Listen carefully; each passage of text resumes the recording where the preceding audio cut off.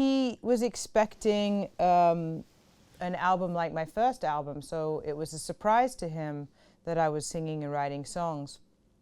And when he heard this, he really loved the music, and then, you know, a few days later, I got the call from his manager to open for The Who, which was all this, you know, amazing kind of luck, because the other band had some issue with immigration or something just at the same time as I'd send this music. It all worked out really amazingly. You know, this isn't a hard and fast rule for me, but when you write a song on an instrument, sometimes the part that you write while writing the song, or while the song's writing you, that you want to keep that, because it complements the song well. And I did that for most of the songs on the album, like the original part, guitar part or bass part, I kept with the song. But there are other times you'll write a song on a guitar or piano, and then there won't even be guitar piano on the recording. And so it's just a choice you make depending on how you react to it when you hear it back. In a sense, like, you have to depersonalize your work in order to approach it from a place that's authentic, I suppose. Like, I guess that's the wrong word, but if you think about it like they're yours, there's a kind of a gripping that happens with that, and it doesn't lend itself to creativity.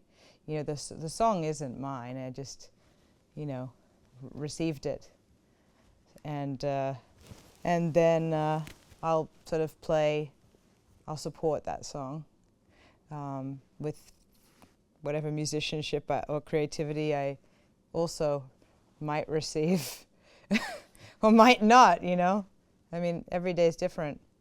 Well, I think that when you're a sideman, everything is sort of laid out for you. So there's not that much work that you need to do other than show up and do the gig.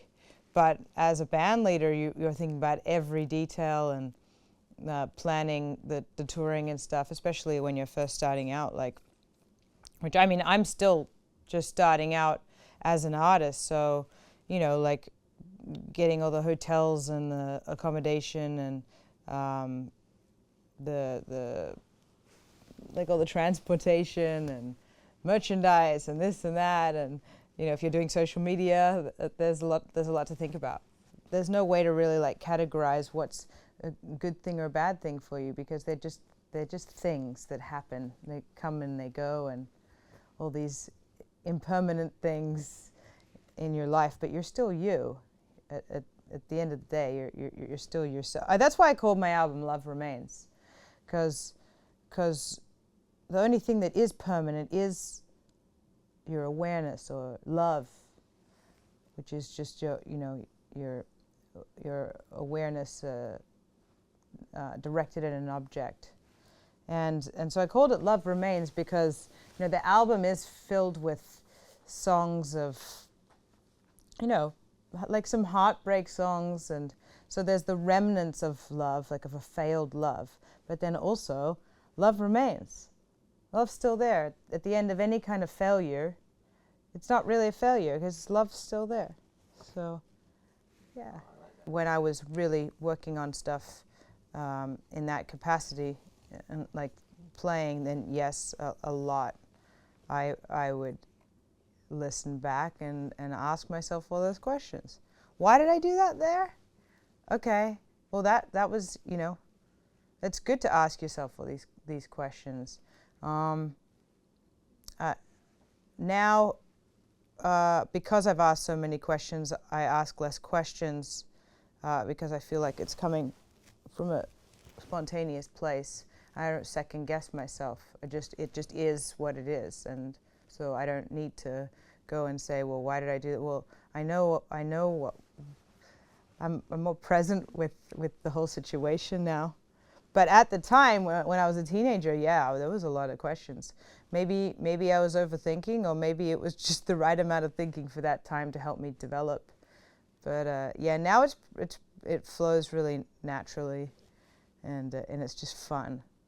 Well, the theory and the technical aspects, if you choose to go down that route, because some people can, you know, play music without all of that and do just as good.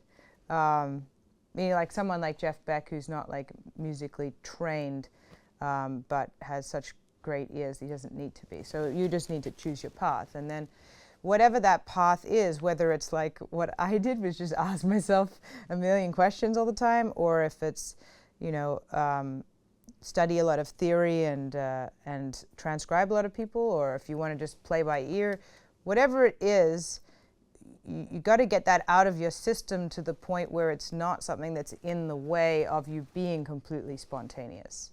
So you just have to work it all the way down into the ground and then back out of it. Does that make sense? And then that's when it can just be just natural, and but you need to know what that is for yourself. Like nobody can tell you what that is. When you're improvising, that's when you let all that analysis go. So the analysis is almost the prep work, and where you ask yourself, you ask yourself all these questions.